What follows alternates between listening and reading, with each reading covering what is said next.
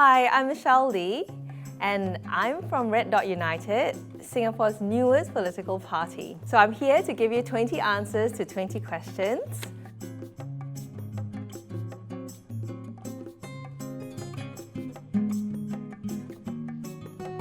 For the past 10 years, you have joined 3 parties. How will you appeal to a voter to vote for you? There were good reasons for why I joined those parties and why I left those parties at different stages in my life. And it's actually really helped me and my fellow party member Ravi, because we've built good relationships and friendships along the way. You know, we're on good terms, we have open dialogues, and we just feel that we can work on parallel paths to better the lives of Singaporeans. Wouldn't one big opposition party bring about a higher chance of winning the PAP rather than having a few opposition parties? I think there's value in having different opposition parties because they bring different ideas and different perspectives to the table. I suppose what you're asking is because, you know, the odds are not in the favor of the opposition parties. I think that each opposition party treasures its identity and their history and their people as well. And so I think there's more value in being able to work together and not against each other. And that goes to offering Singaporeans more choices as well. Tell us something personal that we do not know about Tan Cheng Bock and Chee Juan. I don't think that's really a fair question because they may not give me permission to tell you that. So I can tell you something personal about myself, which is that I used to ride a motorcycle to school. And one day, the boys in the school took my motorcycle and wheeled it away and hid it and gave me the shock of my life. And I looked all around for it and I thought, who could have possibly stolen it and how am I gonna get home? But then they brought it out in the end, yeah. After I yelled some threats, of course. Okay. How would you describe your younger self? My younger self, I would say, is, and my current self, is independent-minded, fun, and always open to hearing a different point of view. What's my vision for the generation of young people? Well, I would like to see a generation of young people that grow up loving themselves and having confidence in themselves, to know that they are a valued member of society and of Singapore, and openly sharing that love of Singapore with the world and speaking up about their points of view very confidently and accepting other people's points of view as well, even if they are different from theirs. What is your opinion on GST? I think there are different opinions on that, and I also feel that GST can be withheld on certain essential items that will make a difference to those who really struggle to afford the basic necessities of life in Singapore. Specifically, that means possible not to have GST on rice, milk, baby powder, so other necessities that people need and struggle to afford. What are some policies in place now that you would like to change? I think we would like to see, firstly, more information flowing from the government and made available to the people so that the policy ideas can flow more freely. And when that information is made available, I think that we will be able to push for changes in aspects such as housing.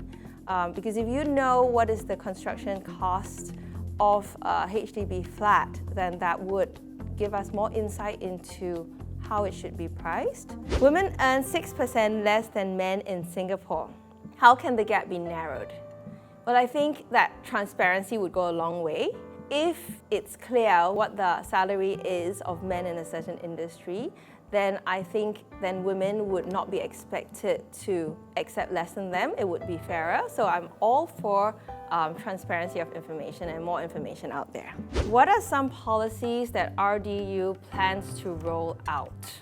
I think that housing, education, retirement adequacy, taking care of the poor and the weak in our society, these are all things that are very important to us and dear to our heart. Until we form the government, we may not be able to roll out these policies, but that doesn't mean that we can't have an effect on the policies and the ideas and the direction that the government chooses to take. Why do I think the voting age should be lowered to 18? There are many issues that are relevant to every single Singaporean regardless of their age. And at the age of 18, young people have very strong opinions, which may change with time, but it doesn't mean that they shouldn't get a say at the age of 18. And that would mean a huge change as well in the interest of young people in politics and the efforts that they take to learn more about the effect that their decision can have on our country. What do I like to do in my free time? Sleep. Okay, no, I mean, that would be sleeping time. I think with kids around, you don't really have a lot of free time, but I guess it would be something to do with the family. Board games, playing with the pets, or taking them to the beach. Yeah, that's what I like to do. Why did you rejoin the political scene so quickly after leaving the PSP? It was a couple of months when I had a breather and you know, made sure I got enough sleep and spent time with the children. When you say rejoin the political scene, I guess you're asking why did we start Red Dot United, right? Okay, Red Dot United came about because Ravi, whom I had gotten to know at PSP, had, before joining PSP, been thinking about starting a political party. When he left PSP and we got together and we're just talking about things we wanted to see happen in Singapore, we realized that there was still a space for what we saw was needed. So Ravi dusted off the plans that he had put to one side before joining PSP, and you know, there were enough like-minded people around us that we managed to get Red Dot United going. Why do you think the opposition in Singapore has had limited success so far? Well, that takes us all the way back to the history of Singapore politics. The opposition in Singapore actually was very successful in the past, and actually the PAP started out as an opposition party as well. So you'd really have to look at what has happened so far to make things so difficult for the opposition to win a foothold in Parliament and to be seen as a credible alternative. So please read up on that. Comments about the recent OkLetsGo saga. I will be honest here, I mean, there were people who said, let's make a comment about it. But I think it kind of recalls to me the Pretty Please saga. And I think that sometimes people say things in the moment for them to reflect on it and to take it back and to say that they will try harder to be better in the future. I think that's a good way to go. How do you think the COVID-19 situation has been handled so far?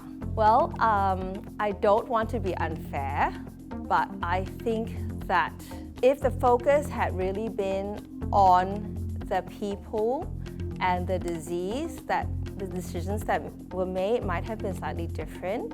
I think there was a real reluctance to appear to be losing control. There was a delay in closing the schools and managing the inflow of returning Singaporeans and people who had been overseas. So I think that there are definitely things that could have been done better, and that's an okay conclusion to make. You know, I think that when we look at a situation that hasn't always been ideally handled, it's fine to say we could have done better.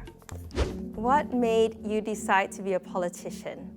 I think I am an accidental politician. I like to think of myself as a political awareness activist. I think part of my journey in helping to champion the cause of political awareness in Singapore is the politician platform. What do you think you and your party will be able to achieve in the upcoming GE? Well, Red Dot United is really new, and the GE is coming up really soon. I think what we're going to wait and see is if there is any space that will not be contested by any other political party, because we do not want to see a three-corner fight, but we do want to see Singaporeans take part in the electoral process, have this chance to vote and be a part of the democracy that we have in Singapore. Is it intimidating to start a new party? I think I always look at things one step at a time. I think that our experiences at other political parties have been very, very valuable. The networks that we've formed, the friendships that we've formed, the successes that they've had, and even the mistakes have all helped to make this more achievable. We've been able to pool our shared experiences and our shared knowledge and our shared passion into what you see now, Red Dot United. If you were elected MP, what is the first thing you would do? Okay, if I were elected Minister for Education, the first thing I would do is say no homework for primary school students. But as an elected MP, I guess I would craft a speech on advocating for less stressful lives for our children and hence parents as well. You have a soothing voice. Oh, thank you. If you have a podcast, what will you talk about? What I would talk about is just sort of everyday issues because I believe that politics affects everyday life. Everybody should have opinions and reactions to what's happening around us.